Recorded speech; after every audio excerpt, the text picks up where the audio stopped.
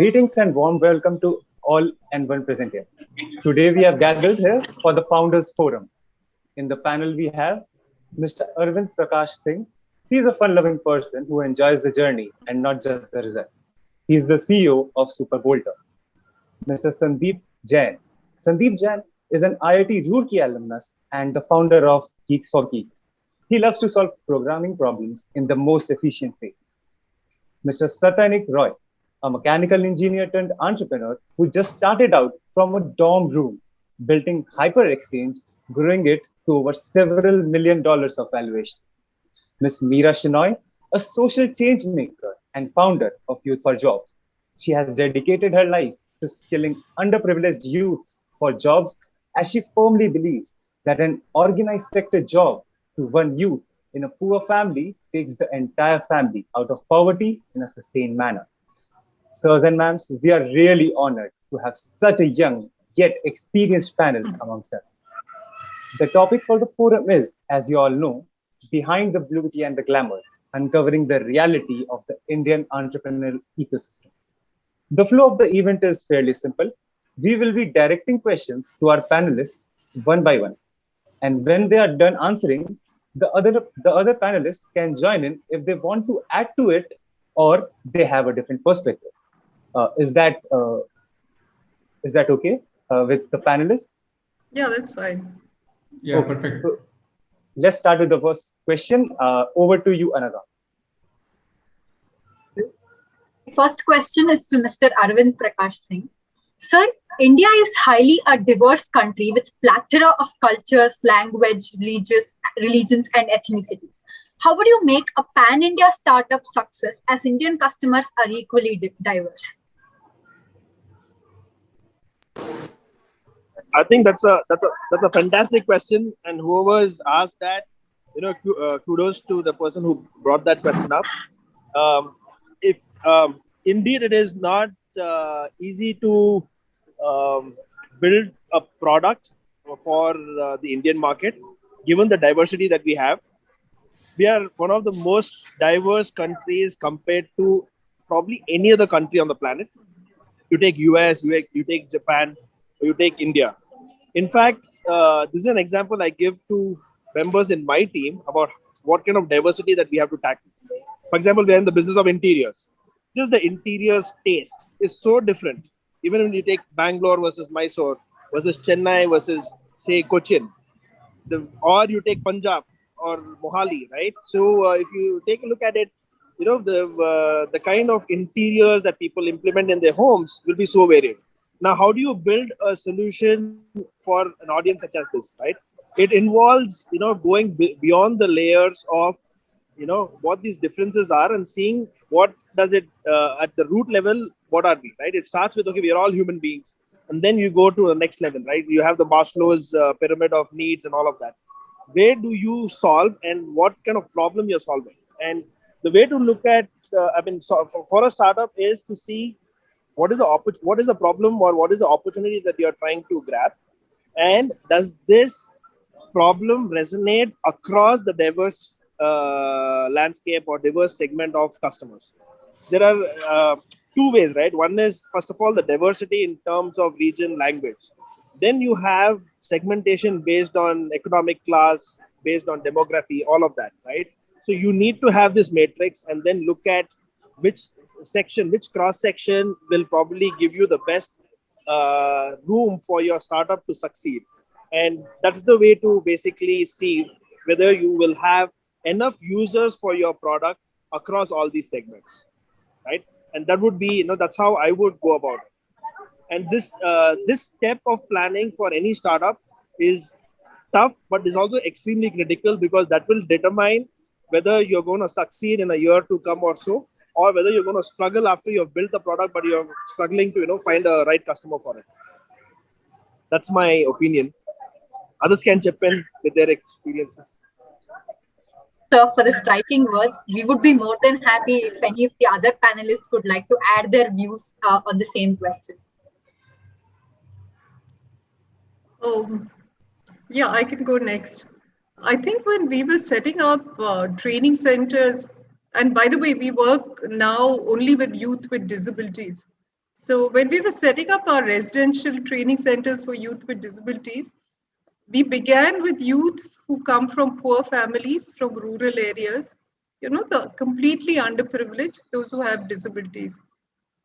So everyone told me that when you scale, it's better for you to use an immersion approach and scale in one state rather than go pan India because of the diversity. And they said small players like you can't adopt a cookie cutter approach, which, for example, McDonald, does. So all my retail CEOs told me not to do that. But then I thought to myself, if I've decided to move out of the corporate world and to work in this space, and you want to really make a difference to India, then I think it's important for us to work in the Bimaru states. Okay. Why are you making this choice? You have to work in the Bimaru states. So after us setting up our center in Hyderabad and building for 1 year a template for scale, we moved to Bihar, Orissa, Jharkhand, and then northeastern states, We did exactly what the others told us not to do. And it was really it was really difficult. But let me tell you, the stories which came, the impact which you made was so high. You had to customize all the time because the needs were different when you moved to these different states. But the experience was really worthwhile. The second is that disability is one word, but there are different kinds of disabilities. Some people can't hear and speak. Some people have locomotor disability. So the government, the act, in fact, recognizes 21 disabilities. So we didn't realize what we've stepped into. And we had to, really understand we don't do all 21. We do something like 8. But these are the top disabilities which the labor market were able to convince to get them jobs in the workplace. So I think this, cultural differences, social differences is something when you work pan India. Right now we are working in Jammu and Kashmir, so there it's a completely different ball game, So I think you have to keep looking at what are the social and cultural mores there and adapting your model. And only if you're flexible in your approach can you really succeed.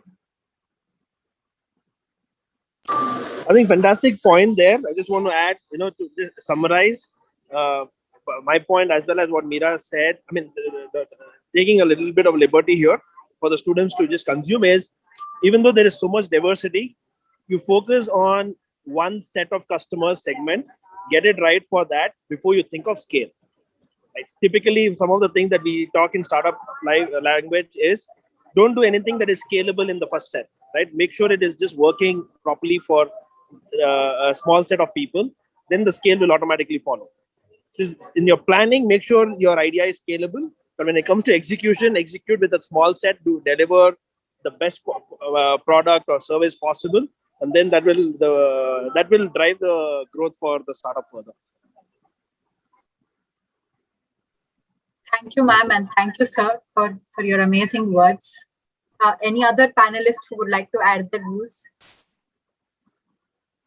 Hi, everyone. First of all, I really feel honored for being invited to such a prestigious college and being part of this great panel. I was going through other panelists' profiles, and their profiles are really great. And there is a lot to learn from them for me as well. Talking about diversity, when we started as Geeks for Geeks, fortunately, we had this audience of engineering students who were the programmers and who were looking for jobs. And I have been part of a tier 3 college, and then I did my BTech from a tier 3 college where we did not have any job. And then I went to IIT Roorkee where we had more than 100% placement. So I saw a problem there in all the campuses, and this online thing, the technology helped us a lot. So even if there is diversity with the current technology and the current setup, you can excel if there is a problem that you are trying to solve. For us, it was just solving a problem. There was a problem in the society. Engineering students were not aware of the placement process, aware of the solutions of the questions, expectations of the companies, and that is what we tried to solve. And believe me, guys, there was a problem, and I just posted some articles on the blog, and it went like anything. We did not do any promotion, did not do any marketing. And when I was called in an engineering college, in a private engineering college, after some time, I felt like I did not know how much popular GeeksForGeeks has become in time, and it was just everybody knew GeeksForGeeks there. And I have visited NIT Durgapur also in the past, and I still remember that welcome, guys. You were awesome in that open theater. And that's all from my side, guys. As Arvind rightly put, that has been the scene for us. We start from a particular domain, like we started from programming, and we did courses on programming successfully, and now we are trying to scale it to other domains. So that's a perfect thing that Arvind has said. You start with a domain, be an expert in it, learn from your mistakes, and then try to scale. That's a perfect setup.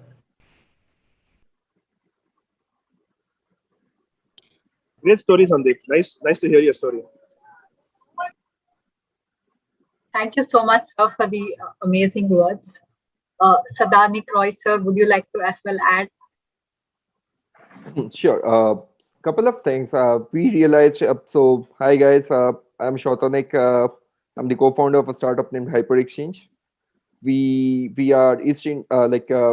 Basically, we started from college dorm room. All right. So 5 years back, I was in my engineering. That was the time, we ventured together to start HyperXchange, and it has been a journey of 5 years right now. Right. Over the years, one thing we realized is diversity does not just mean probably in people or say in sets of customers. It also means pivoting. I mean, you could probably start with one idea. Over the period of time, you might realize like there are a lot more different things, diverse things the customer is actually wanting. Now, pivoting to the customer demands. That is something we realized over time. We have grown to be a completely different brand than we initially initiated our ideas as. I think that has helped us to become one of India's largest brand for refurb electronics today. Right, being on the Forbes has always been a dream for every other startup entrepreneur, right?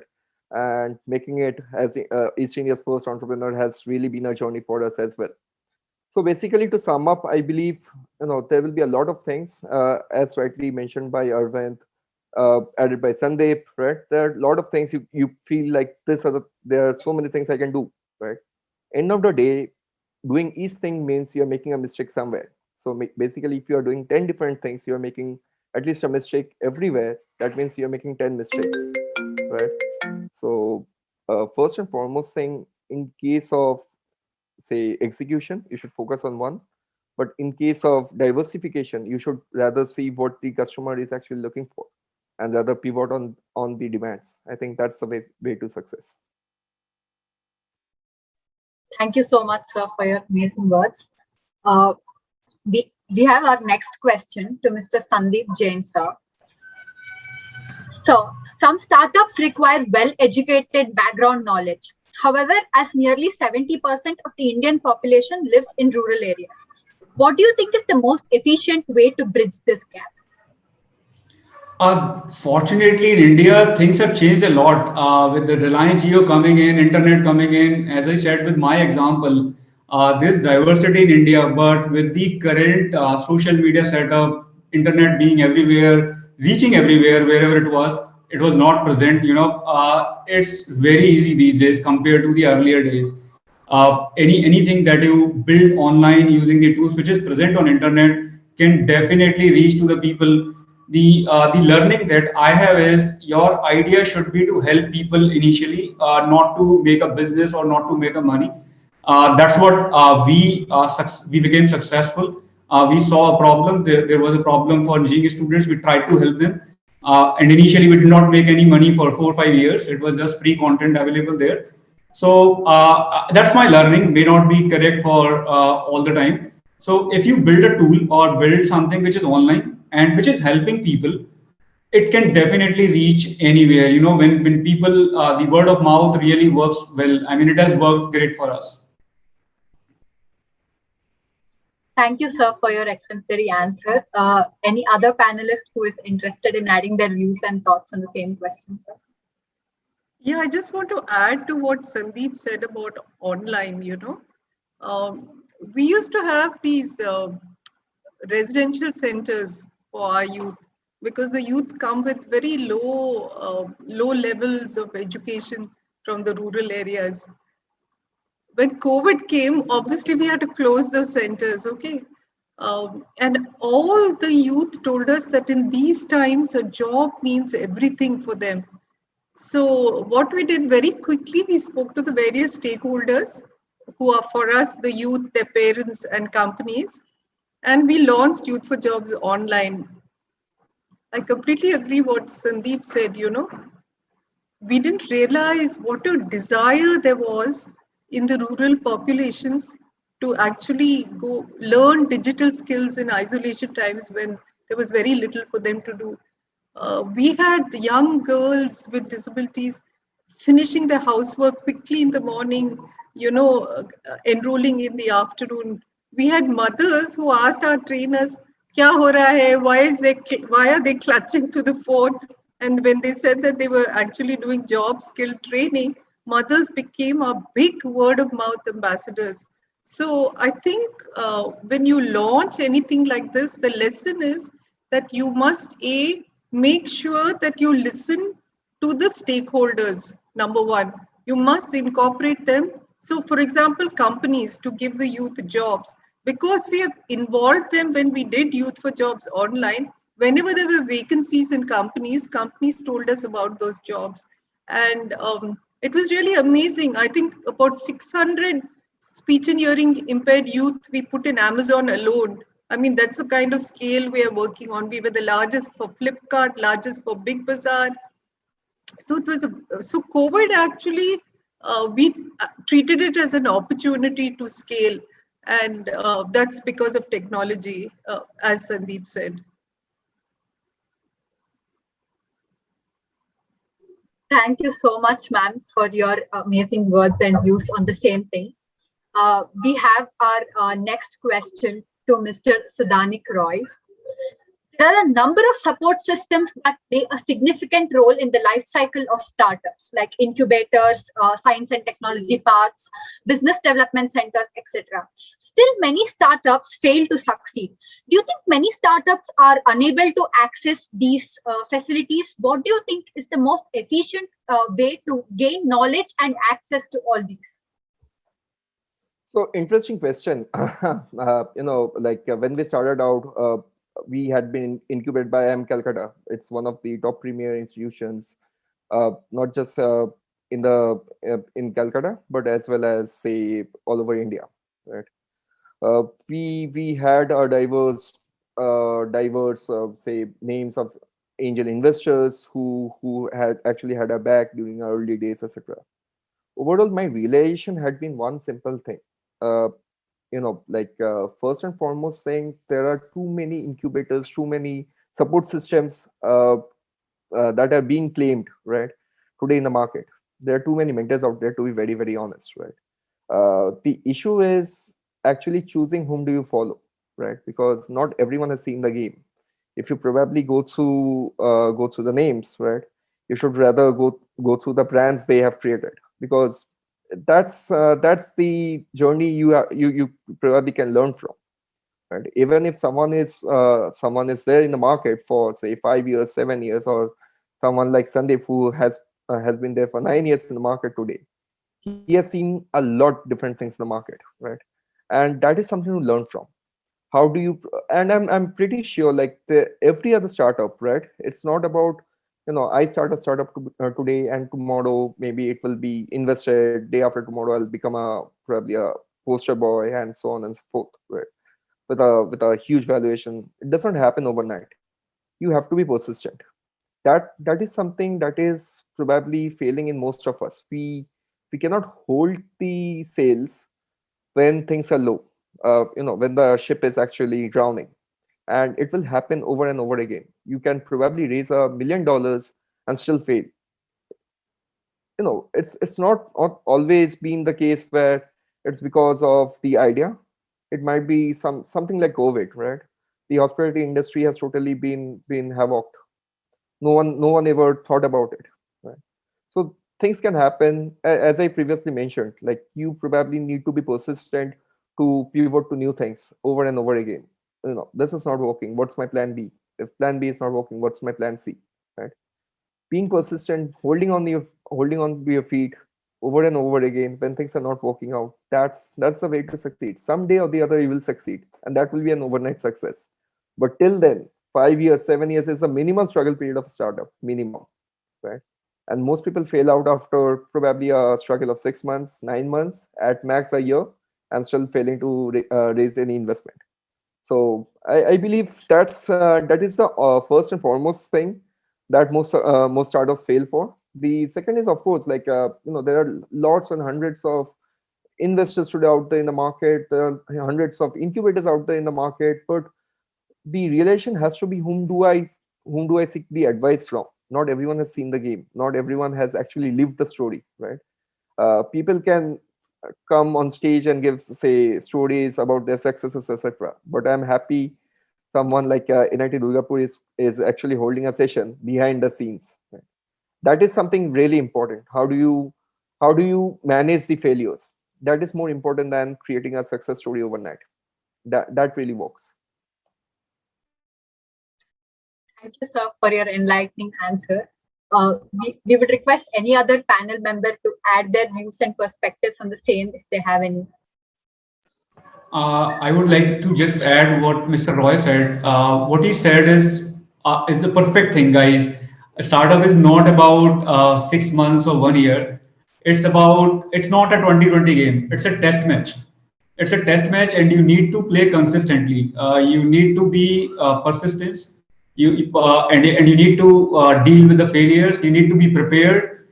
You need to be prepared for financial losses, for everything, right? So it's not a 2020 match at all. If you are entering into entrepreneurship, you have to wait for a certain number of years. That's what I completely agree with Mr. Roy. Sandeep, what we tell in our team, right, is we are playing a test match, but we have to play at the pace of a 2020, right? We have to That's play even for better. 5 days. You have to across all functions, whether it is product, tech, marketing. There are 7-8 functions, right? We have to win on all. Everyone has to play a 2020 match, but it is for 5 days, right? So, Right. But but we have to be persistent. I think that's the larger point. I'll just pitch that. Interesting thing for me is when I started up, it was back in 2008. Okay, there are probably two or three angel investment firms at that time. Maybe 6 months or a year before us is when Flipkart had just started. They had called it Flipbooks. We heard there are some two mad entrepreneurs giving out bookmarks on MG Road in Bangalore near a bookstore, right? And then those happen to be Sachin and Binny Bansal, right? And see how they built it from there. Very good point on who you take in as mentors and for acceleration. Those people should have seen the game. Only then they'll be able to understand the real problems of an entrepreneur on the ground, right? And so, but having seen, from my experience at that time, there were just two big angel investment firms. One was Mumbai Angels, the other one was India Angel Network. There was no Chennai Angels, Calcutta Angels. Now today we have 800 angel investment firms and incubators and accelerators in the country. Back then, there was no word called acceleration. There's no word called incubation, right? It was maybe in select colleges probably there was, right? So now coming from then, and then we got an advisor. I don't want to name him, but he was a CEO of a top telecom company, not telecom, some instrumentation, right? Global company. And if I look back now, the kind of advice also we got, very honest effort from that person. But then it was good to probably run another 10,000 people company, whereas I was a 6-member startup, right? How do I close a 1 lakh rupee sale with that particular educational institute is something, probably, they have not seen that. Or how do you really do the building blocks? Forget about constructing Gurgaon's entire, whatever DLF city, but how do I make that one brick, right? And that brick knowledge was not known, right? And we struggled on that front. And honestly, the kind of support that there is today, if it was there then, I would have probably saved 3 years of my life. Someone would have told me, hey, dude, you know what? You're probably going on the wrong way and you should probably be doing this. Because back then, coming from a tech background, we built maybe 52 features into the product. We kept developing. we kept our runway for, we got first customers. We didn't focus on those customers. We kept very small runway for fundraising, right? If you see the safe spot or whatever, the safe house was to go to what we were really good at, that was writing code. And we sat in the room and kept writing code, right? Hoping that the world will just adopt our platform and automatically it'll fly, right? Then over a period of time, I realized that eventually all tech you write is only 10% of the business. Then 90% of the work that you need to do outside the office. I think that was one of the learnings for me, right? And if there was any any acceleration, incubation that would have helped us in achieving this, or at least pointing us out at that time, would have been, probably been more successful. And we were in EdTech. Today, EdTech is booming like crazy, right? Probably I would have been acquired, and it would have been a different story today.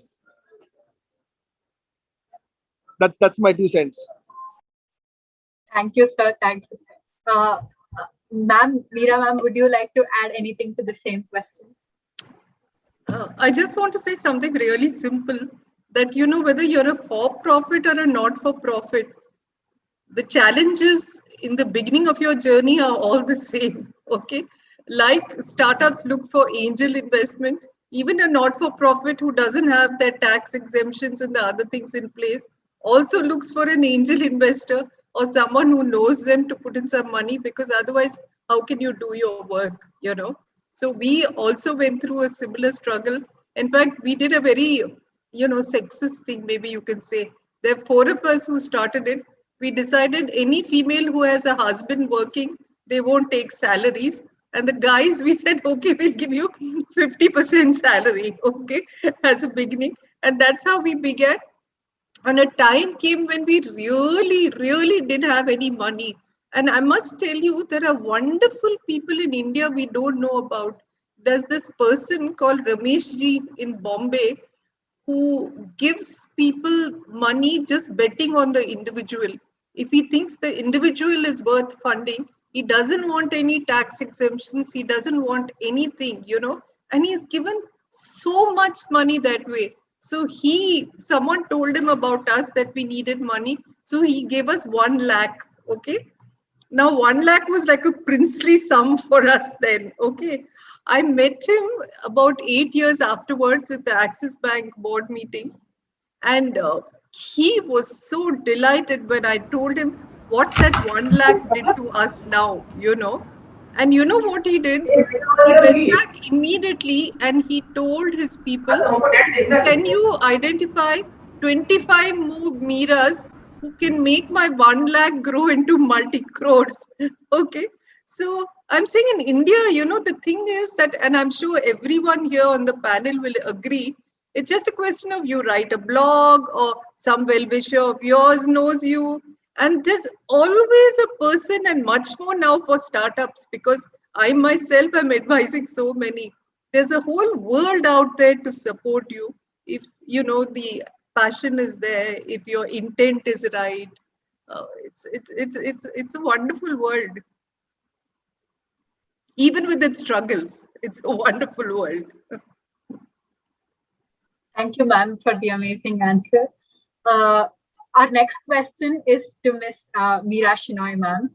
Ma'am, what actually drives a startup? Stories always convey the founder or a small team of co-founders to be the star of the tale. However, what role do the other people play in making a startup? The ones who joined the startup as employees initially. No, I think that's a great story. Not just, the ones who, I think it's your whole team who's behind the scene. Unfortunately in India, what they do is they make heroines out of the CEO or the founder. But there's a whole team out there. So I think what we try to do is always 2-3 things. One is that keep motivating them by saying they mean a lot, and not just you motivating them. I always, for example, just day before yesterday, we had our national meet, and I got Ajit Rangnekar, who used to be the dean of ISB, and now he's chairman Rich, to participate in it and to tell my whole team how important their work is. Because if I say it, it's one thing, but if he says it, it's a completely different cup of tea.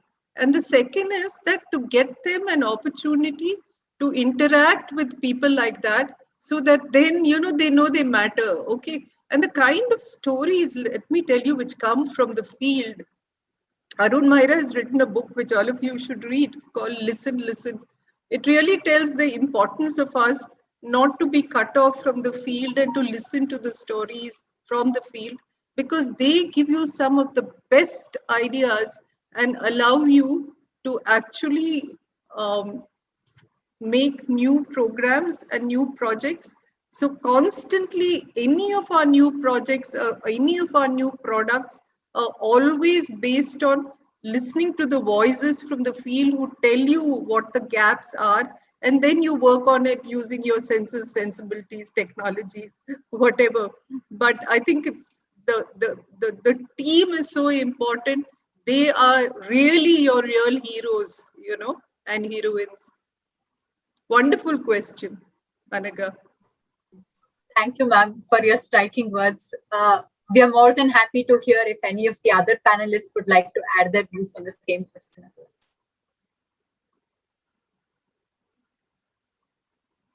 I'd like to add something over here. It's not just about the team who is working, say, with you, right? Probably in your office, your employees, right? That's already there, right? They know their roles, their responsibilities. They're probably working every day and night with you. The team also includes, your family members, your friends, and colleagues, so on and so forth, right? Just like Meera, pointed out, right? Like there was some person somewhere who like never even had an interaction with her before, and he just came forward to invest, right? And that probably changed much part of what Youth for Jobs is today. I would definitely say that, right?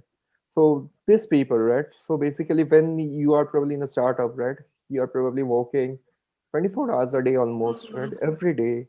There's importance for, as you rightly pointed out, the founders are always made the poster boys, the heroes, and so on and so forth. But on the other hand, the family that goes through it, right? Where if say a founder, right, a startup founder who probably for the next 5 years after starting up won't be probably bringing in a single penny, right? How does the family support that dream? Right. I think it's very important, and probably in terms of say when financial losses and so on and so forth, challenges, etc. You probably just go out to your friends, have a discussion. Probably that is sometimes like more than anything someone can ask for. So these things are very important. I think we were speaking about diversity, right? It's not just within the founding team. It's not just within the investors, the board members, the employees. It's also about the people around you, surrounding you, right? Every time you probably just post something to boost you up, your friends hit a like. Right? That is something really important. That tells you like you are on the right track. You are probably doing something, right? That there's probably one more day to go. Something miracle will happen. So these things are really important. Thank you, sir. That was really inspirational. Any other panelists who would like to add their views as well? Sure. There's a word called ownership, right? And you must have heard it from many CEOs. So ownership among the people who are working with you, it's very, very important, and it has really big meaning when it comes to running an organization. And apart from that, I'll stick to my words, helping people. If your organization is doing something which is helping people and you are getting thank you emails to different email IDs run by different departments in your company, then you don't need much motivation, right? They are automatically motivated, right? They automatically feel the heat that the kind of important work they are doing to the society. So that has been my learning. I'll say keep helping the society with your organization. That will automatically bring the motivation, the thank you emails that come to different email IDs, and ownership among the employees. These are the two words I would like to add what Meera and Mr. Roy said. Anika, I just want to add something. I think when you build teams, what is really important, I, for example, never chase up or ask them about their targets. I just spend any time I talk to the team, and we have about 170 of them currently. I only hardwire the values which are important to build the organization, to make sure that the organization has the right values. I think if you have the right values and the right passion, then targets and all these things actually just happen on their own. And a line which I often use, which is, I think lines are important. I often use this line saying that, listen, all of you, if each one of you become like me, the founder, okay, then I'll have 170 flowers blossoming. And can you imagine what a big flower Youth for Jobs then will become? So constantly I tell them that this is what they should do. Obviously, if you're a founder, CEO, everyone looks up at you. That's inevitable, okay? India is full of people who want to hero worship. So you should use that opportunity to build your team and say, listen, become like me. Then the organization becomes a much, much bigger flower. That was really, really inspiring, ma'am. Thank you so much. We have our next question to Mr. Arvind Prakash, sir. Sir? Yeah, go on.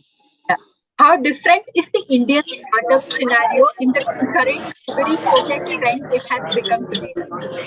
As easy and simple arena as the shows portray it to be? Hey, can you repeat that once again, please? Yes, sir. Sure. How different is the Indian startup scenario from the current sugary-coated trend it has become today? Is it as easy and simple arena as the shows portray it to be? Okay, the second part, the show, I didn't understand, but then no. Sugar coating, I think where the sugar coating happens is when we start chasing funding, when we start measuring the success of whether an entrepreneur, if the measure of success becomes how much money he has raised in the market, that's the sugar coating part of it, right? Like for example, we need to really understand what funding is. Say you are operating a flight, that's your startup, and you want to go from here to say Madagascar, right? Enjoy the scenic beauty there, all of that. You sold this idea to a bunch of customers, they're on board with you, right? And you start off, and then you realize that you calculated your journey wrong, and then you have fuel to just cross 100, maybe 50 kilometers from Mumbai, and then now you're into the ocean, right? That's where the startup funding is what is needed, and there you call for entrepreneurs, call for investors to come and help you out. And someone comes in, likes your idea, sees that okay, you already have some customers on board, and someone gives you the funding. Now, if the entrepreneur who's the pilot on this aircraft now thinks, I can now take a vacation, I'm successful, start showing off in college or in the community, and thinks that okay, you have already arrived at Madagascar, very likely that you'll land with your customers into the ocean, right? So the good part, you need to celebrate that piece, saying that yeah, I've raised this funding, now it helps me probably travel another 100 kilometers, but that still may not be enough to reach the destination Madagascar. So the goal setting becomes then very important. What is the goal? I want to deliver maybe 100,000 beautiful homes in India. If that is my goal, I may need maybe $50 million to do this. But if I'm not clear on this and I start celebrating when I raise the first million or the first 5 million, right? Then I'm just fooling myself. That's going to be kind of short-lived, right? That's the sugar coating part of it, right? Second, the being back culture, all of that is good to see. It's nice to attract people. But the real reason why a person should either join a startup or start a company is to put a strong goal and say, I'm going to achieve this, and this is what will give me the success and satisfaction. I'm not going to fall for the sugarcoaty stuff, but I'm going to do everything else, and I'm going to sugarcoat stuff so that people find this idea palatable. But that's about it. I know the reality of this, and I'm going to work hard, work my ass off till I get to that destination, which is my Madagascar, right? I think having that focus will help entrepreneurs to stay away from the fad. Thank you, sir, for the striking words. We would be really honored if any of the other panelists would like to add their views on the same. All right. So I think Arvind added a very, very interesting point, right? I feel a little different, having raised funds myself, right? And it's actually important to celebrate.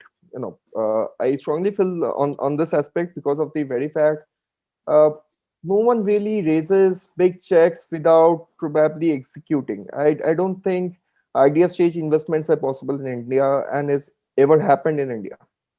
Unless you're probably Kunal Shah building trade after free charge, right? Uh, so I believe for say entrepreneurs who are just out of college, early in their careers, when they are able to convince someone like say for example SoftBank to invest $1 billion in them, I know even my co-founders tell me there are a lot of issues around it and so on and so forth. But I strongly feel this person has proved something in the market, right? There's a long way to go. There's an exit that everyone looks for. It's not about just the entrepreneurs, but the investors most importantly, right? Raising an investment is just probably the first part where you are at now on probably you have the ability to scale what you were able to scale say in 10 years. Now you'll probably scale the same in probably a year, right?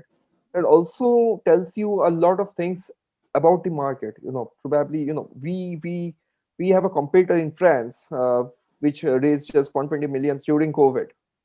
That really made a significant difference in the overall investment market in this country as well. A country like France, which has probably 1/10 of the population, right? Uh, that really determines there's a market value, there's a market demand, the market has been proven somewhere, and it can easily be scaled, right? If you have say values etc around it where you're probably putting scale things up. So first and foremost thing to answer your question directly, I would first say definitely we see a lot of say entrepreneurs hustling, probably putting up posts daily. I think it's important. Someone who is struggling to probably make themselves out in the market today needs a lot of exposure. That could be over LinkedIn, that could be over Twitter, that could be over Facebook, whatsoever means this person is doing. And I think he just wants his brand to succeed. Probably sometimes he oversells himself than the brand, but it's all a learning. We grow up, right? We become mature more over years, over age, and so on and so forth. There will be a time when probably this person does not have to be in media anymore for the brand to be known. It's already a common name, common household name. But till that happens, you have to probably go out everywhere and tell, sir, I am Satanik Roy from HyperXchange. That's how it is.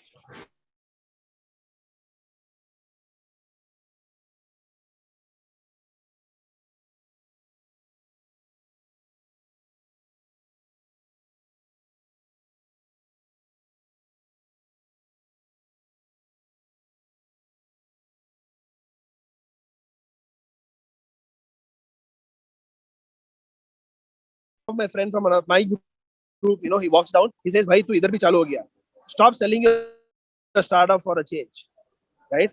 I was like, no, I know. I was just, these people were curious and they were passionate about my idea, so I got even more passionate to sell my, that way, right? I think that is totally true. There is nothing wrong in talking about your startup and letting as many people know, because this way you may also receive feedback. The good guys over there are going to say, "Bhai, tu kya kar raha hai? Time waste mat kar is pe." Right? Some people may also give you some feedback on that front, and then you may get some more ideas from there. Right?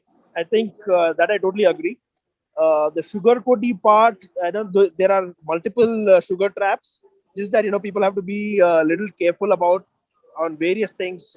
Just starting up. For me, the first trap was when I started after 6 years of WorkX, right, with and having traveled to two geographies, US as well as Japan. When I started up, having my own card, business card, which said director and CTO, massive high, right? And we got hundreds of those printed. I'm giving it to my friends. I'm giving it to people. I was 27, 28, right? And within 3 months, once 3 months of salaries were paid, everything came to reality. Like, okay, man, now I'm just dipping into all my savings. Where is the money going to come from, right? So these are all like different sugar codes, we may fall trap to. I think there are a bunch of them.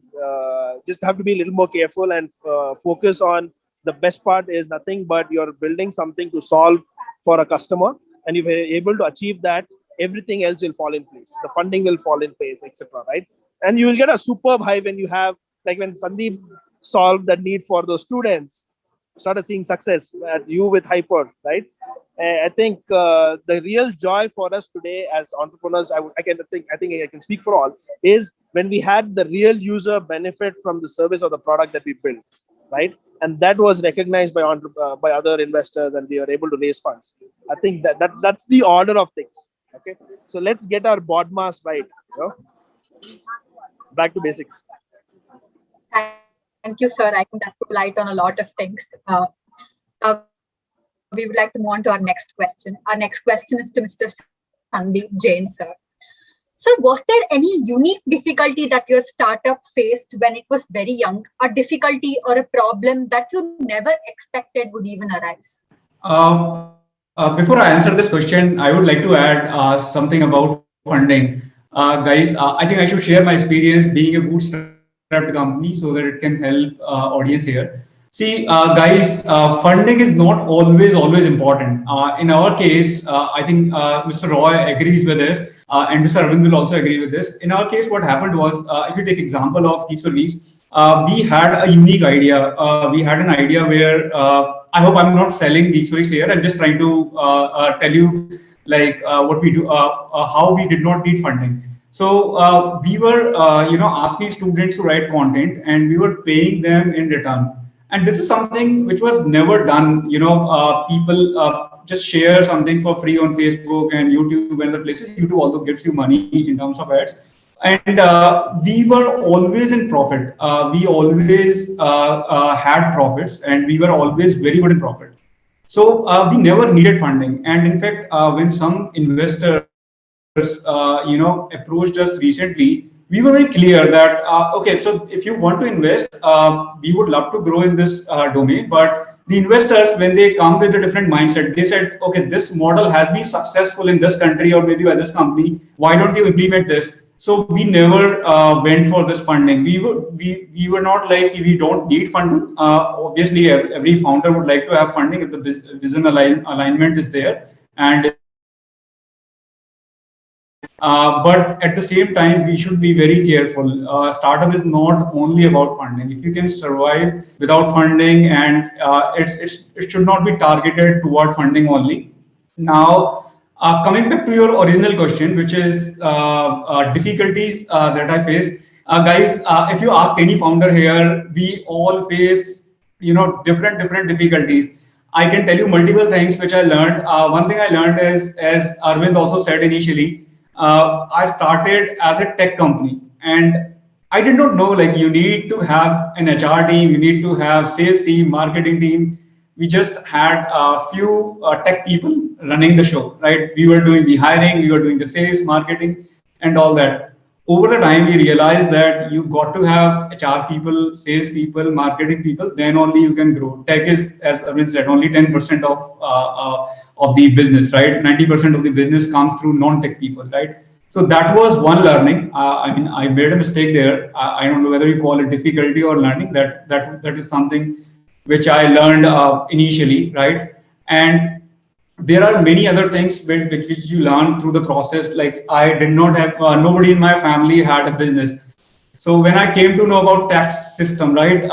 Even if you don't make any profit, you don't have any money in your company's bank account, right? You are liable to pay taxes because it's if you have studied commerce, it's not how much money you have in your account. Taxes are not on that, right? It's like how much profit you have and how much loss you have. There is a lot of things that you purchase, they come under asset. So it might be possible that you do not have any money in your account and you are liable to pay taxes to the government.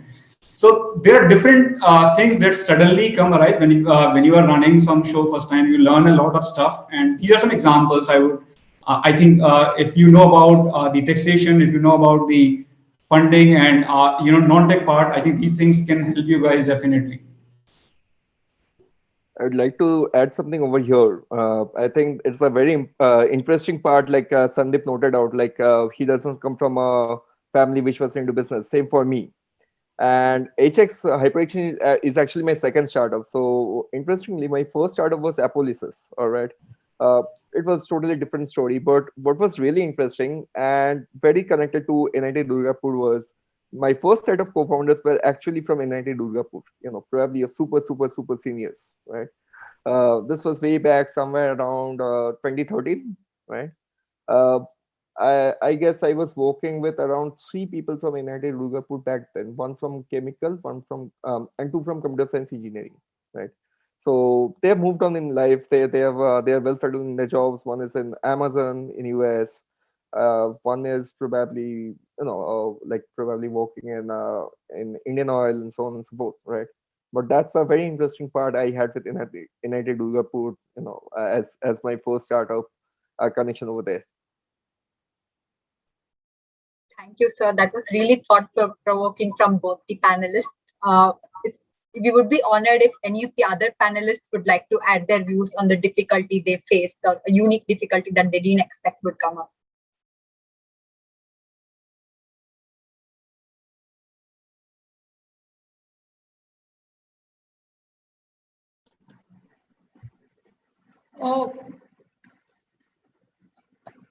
I firmly believe that there's no paucity of funds for a good idea, whether it's the for-profit or not-for-profit. I think the more important thing, and I think the speakers before me also made the point, is that by the second or third year, you're very clear who is what I call your funder partner. You don't want any funds, as what Sandeep said, someone saying, do the model, I'll give you funds, or someone wants you to implement a program in a certain kind of way. You're very clear because we have clarity on what, for example, in our story, the youth with disability needs and what company needs. So you need people who understand that the field, that rural India works differently. Sometimes, you may fail most often, but you've tried very hard. So you really need a funder partner. And now we only have funder partners. So I think when you arrive at a stage where you have a funder partner, then your trajectory and your journey forward becomes that much easier. Thank you, ma'am. That was really inspiring for us. We would like to move on to our next question. Our next question is to Mr. Satanik Roy, sir. So what, according to you, is the future of global and Indian startup space? And if different, what are the reasons? Thank you. Currently, I think the entire economy is towards a shared economy, right? In whatsoever form it is, probably in terms of transportation, in terms of, say, hospitality, and so on and so forth, right? So we are moving to an inventory-less model and more of a shared economy model. So that will definitely scale globally. We are more open to ideas. We are more open to, probably say for example, something like what Uber had before COVID, right? Ride sharing. Right? People were not sure, like, will it work or not? Right? It did. Right? And same for Airbnb. How do you really make stranger not equal to danger? Right? So those are the interesting things that has worked over time, and those definitely is going to boom over time. But it's also about sustainability, right? So we are moving towards a mode of a low carbon footprint. We are moving towards a reusability perspective. We are moving towards where things are more sustainable than ever before, right? I think those definitely have a great future ahead, and I always believe every idea is a great idea if executed well, right? Or else an idea does not work, right? An idea by itself has no value unless executed, right? So each and every idea out there, you guys probably working with anything, probably if you're just a blogger, right? Trying to make a mark out there. If you are probably working in edtech, you're probably working in fintech, working with, say, codes, or probably social entrepreneurship whatsoever. Everything has a great future, definitely. There are hundreds of different problems still out there. There are great ways to solve that, and each, if solved in a better way, executed in a better way, scaled up, I think every idea is a great idea, definitely. Thank you, sir. That was really amazing to hear from. Any of the other panelists who would like to add their views on the same question? I think one shortcut that I can kind of recommend is, most investors, like proven concepts, especially, the concept is worked in the Western world. And if you're able to make it work in the local market, probably, that's a shortcut to, you take Zomato or you take Ola, you take Make My Trip, right? All these businesses are so great and big. We can call them, so people can easily call them copycat businesses, but let's very quickly check, right? Can you really call that? Just because something worked in US where there are probably 6 or 7 customer segments or demographics, and we have 237 diverse segments in India, right? To make it work in India context, right, is the biggest challenge, right? Ideas are dime a dozen. Each of you in the panel, not in the panel, so even the students, you may have like 3 or 4 ideas that you want to work on, but then making it really work and successful on the ground is the biggest challenge. And then this could be one way, if you're hunting for ideas, see something which has been working in other parts of the world and how you can customize that for the Indian audience, right? So that's a shot. And overall, what COVID has done is it has made everyone kind of tech savvy. So I think there's a huge opportunity now for, in every segment, right, where people are now tech savvy, people can get onto calls and things. So the best time to be starting up. I'm sorry, the noise level has increased here. No, sir, you're pretty clearly audible.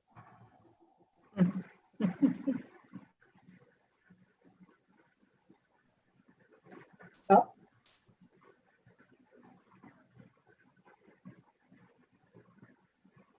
Yeah, I'm done, Oh, thank you so much, sir. Thank you, panelists, for your views. Meera ma'am, would you also like to add on the same topic? Not really. Okay, ma'am. Thank you so much. Devansh Goyal would take over from here. Thank you so much, panelists. Thank you, sir and ma'am, for this amazing session.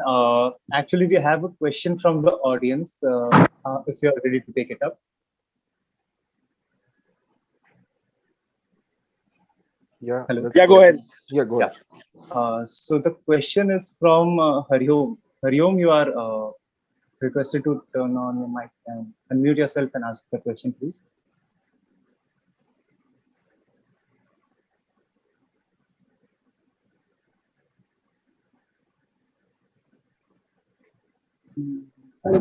Hello, Devansh. Can you ask from me side? Hello. Okay, so you want me to ask from your side? Okay, not a problem. So Hariom's question is, I'm working on an idea which is very common now, but I believe I can do it in a better way. While I started working on it, I really didn't care much about the market research and then went deep into developing my product. Is this approach proper? I'm going in first. I think definitely yes. All right. It doesn't matter if there's a product already, because I think there are hundreds of different problems in the products that are already available, right? There are 10,000 different ways things can be done. Probably started with one, right?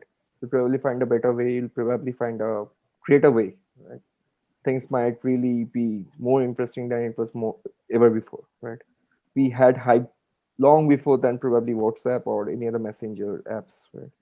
But things like it doesn't have to be the first, say the first in the market. It always is the one that is simple and that can be executed, right?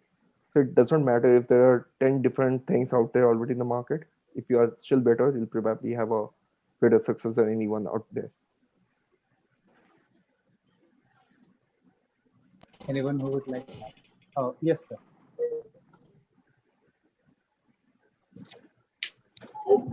For a pitch, investor pitch yesterday morning, and this was at 10 a.m. I slept at around 6 o'clock in the morning because I was just working on the pitch. This is, a very big investor, and I was trying to figure out what, right? And I'm also looking at YouTube videos on, especially I was looking up for competition. Hey, how should we kind of talk about competition? Because this is the first VC that I'm talking to in my current venture. And I saw Peter Thiel's video over there, which was titled competition is for losers, right? So I didn't have to go into the video, but I knew what that guy was talking about, right? So Peter Thiel is one of the earliest angel investors in Facebook. He put in $500,000, maybe about 3 crore rupees into Facebook. I think he has cashed out about $2 billion, which is about 14,000 crores, and he still has equity in Facebook, still running, right? So you can imagine, and one of the things he mentioned about is this, right? Whether do you worry about competition or not? Doing your due diligence and seeing where you differ is, you have to do that, because you don't want to build what is already out there. At the end of like 1 year of development, you come back and build something which is already present. So from that perspective, it's important to know about competition so that you are able to differentiate, but not really worry about competition in the sense, right? If you think you have a product which can solve a problem, you should go for it.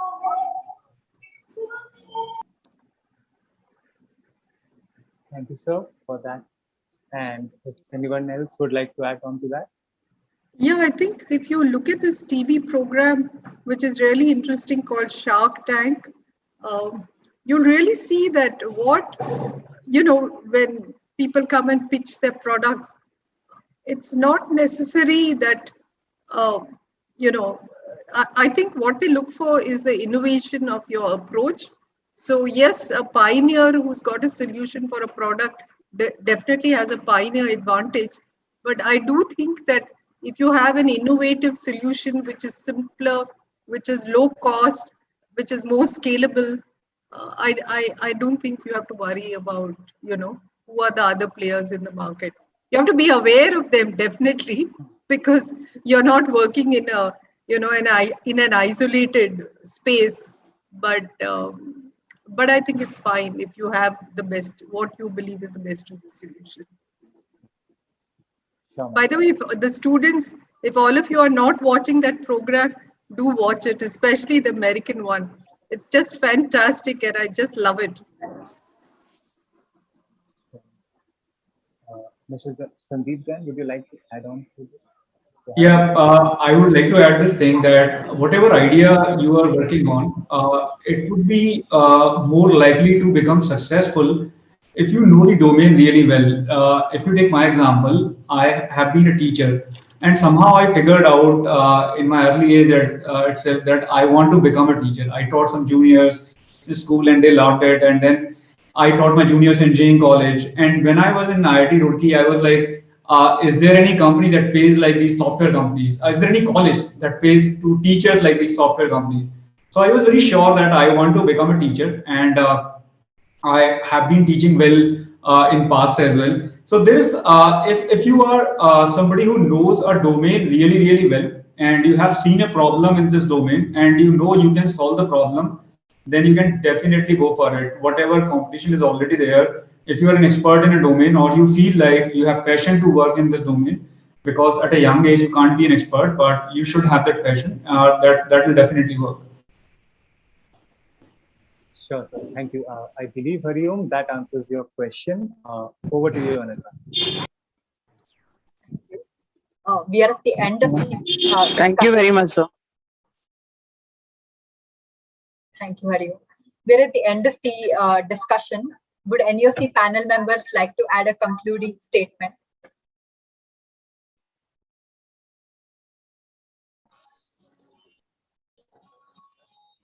I just want to say one thing. After the first startup failure, I was looking at, and I said, okay, you know what? It's not about, we had the idea. I think we didn't have the money. So you will find reasons to blame, right? Said, we had everything figured out, but investors did not understand our problem. So I joined a startup which had a lot of money, and 3 years later, even that failed. Now I'm like really stunned. What the hell happened here, right? In the first startup, I had all the passion. Second startup, we had all the money, right? And then I looked how are startups succeeding, right? And I came across this piece called "How to Start Up." After 6 years in startups, I went back to basics, saying how to start up, and I found this course on Udemy by Steve Blank. Steve Blank, they say, is the godfather of startups in the Silicon Valley. If India startup ecosystem kind of started in 2004-5, in Valley it probably is flourishing from the 70s and 80s, right? So one of the lesson was, we were reinventing the wheel, right? So I think what I would recommend is anyone starting up. I keep going back even today to the Steve Blank's course called How to Start Up, and that would be a takeaway for all the team members here. It's a very quick course. It's probably a free course on Udemy. How to Start Up by Steve Blank. I would recommend that highly. Thank you, sir. That was really inspiring. Any of the other panelists who would like to conclude? I would just like to add on, I think NIT Durgapur has a very, very good entrepreneurship development cell. It has probably had a lot of successful names over the years. And I'm looking forward to, people who wants to connect with me personally, or probably any of the panelists over here, right? We are right over here. You guys probably have our email IDs, our social media profiles, so on and so forth. Just hit a hi, and I think we are right over there, right? Happy to connect with you guys. Thank you for having us over here. Thank you. Thank you so much, sir, for your kind words. Any of the other panelists who would like to add their final statement? Well, I just want to say that I do think it's an era of startups. Okay, I think the kind of space there's for startup, the kind of hype there's for startup, the kind of funding there's for startup, the kind of mentorship there's for startup. So I don't think anyone should hesitate if they have that powerful, very powerful idea which they feel they simply want to implement. I think they should just go for it. And the other wonderful thing is, what didn't exist in the past is that if you were a startup failure, quite often you couldn't get a job. But today, for example, when I sit on various interview boards, if a person tells me that he's done a startup and he's not succeeded the way Arvind said, okay, you actually look at it as a positive thing, saying, oh, he's done that too. So it's fine. You treat it as one more very valuable experience. So I don't think anyone has to really worry. But I'm not saying everyone should do a startup, but I'm saying that if you have that powerful idea in your belly saying, hey, this is what I want to do, and that actually is the beauty of a startup, then I think you simply must go for it. Don't hesitate. Thank you, ma'am. That was really inspirational for all of us. Sandeep Jain, sir, would you like to add final statement? Yeah, guys, I would like to add one thing. The way we Indians are, the kind of setup we are in, most of us, when we finish our engineering or graduation or any degree, the top priority is always a job, right? That has been the case with many of the entrepreneurs. That was the case with me. I went for a job first.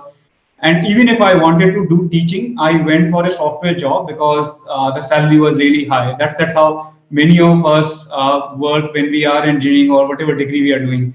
So I would recommend everybody, even if you join a job, join a startup. Don't join a setup company. You won't be learning that much in that company. There are many opportunities out there in India. So I would just like to say, you guys either start your own startup, and if you have some fear, if you want to learn first, maybe join a startup. Don't join a fully settled company. You won't be learning much there. Thank you, sir, and thank you to all the panel members who are present here. I just want to say that, hey, I'm reachable on Ironman at Superbolter.com. Ironman at Superbolter.com, and anyone interested in chatting up with me, getting any advice, I'm happy to answer your questions. And anyone interested in joining my startup, most welcome. Do check out Superbolter.com. And if you find anything else like that on the planet, then write to me. You won.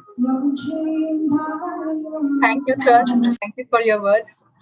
We thereby come to an end of this spectacular panel discussion. We thank all the CEOs, founders, for being there on our panel discussion today evening and sharing all your encouraging talks, thoughts, and teachings with us.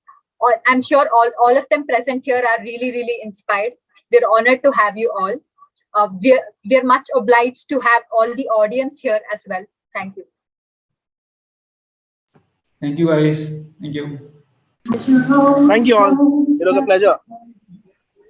Bye.